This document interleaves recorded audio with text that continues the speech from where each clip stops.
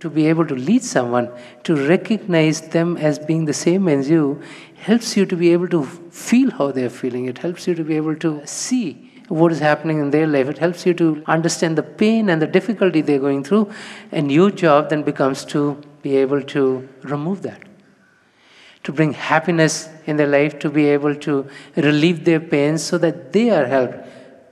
And the goals that you have, if they are the right goals according to you, because you're the best judge of yourselves, then if your direction is correct, then people who are following you are also going to be led towards the truth. And so if you base your life focused on spiritual principles, you'll find that all other things in life will just fall into place. It's when we start to live with getting things for ourselves. It's when we start to live with our ego becoming very high. It's when we start to lead a life of greediness, in which we want to take, and we don't want to give anything, that we start to bring turmoil in all our life. And so, being in the leadership roles that all of you are going to be in, what is very important is to be able to first focus on the spiritual principles, find out who you are, what is your purpose in life, how do we get to that purpose? And as these questions come up in your life, there'll be a search, you'll be searching. You'll talk to your friends, you'll talk to your teachers, you'll talk to your parents, you'll talk to your chaplains, you'll get the information wherever you are, and you will find a purpose to life. This life is very, very precious. This is a golden opportunity for us to truly know ourselves and to know God, and we need to make the best use of it.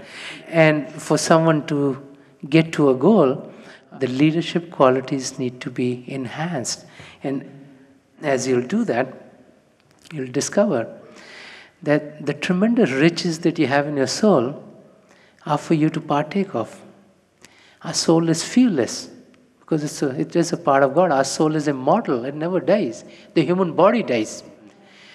Love is about the only commodity. When you give it away, it expands. If you have a cup of sugar in your home, if you give it to a neighbor, you have 1 cup of sugar less. But when you love someone and you give love to someone, the reservoir of love within yourself expands.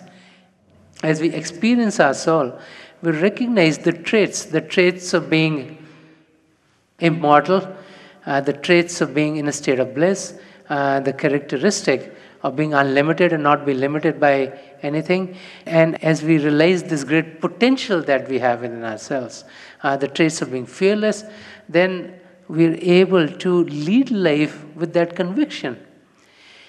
If we experience something for ourselves, we don't have to be convinced. If we don't experience something for ourselves, then we can read it and then we listen to someone else and we say, okay, they're saying this must be correct. But when we have an experience ourselves, and this is why it is so important that you all be able to experience for yourself the divinity that you have within yourselves. Because once you have it there, your relationship with God and your connection with God will strengthen for you. And as that happens, you'll find that automatically the direction in which you want to lead your life will become clearer and clearer to you. And as you go within, you're going to be connecting with the spiritual power, whether you call it the light or sound of God or call it by any other name. It is that spiritual power, the power in our soul, which we all have, which is the source of all moral for us. It is the source for all virtues, all power, and all activities in our life. And I think if you experience that, then you'll be able to lead in a much better manner.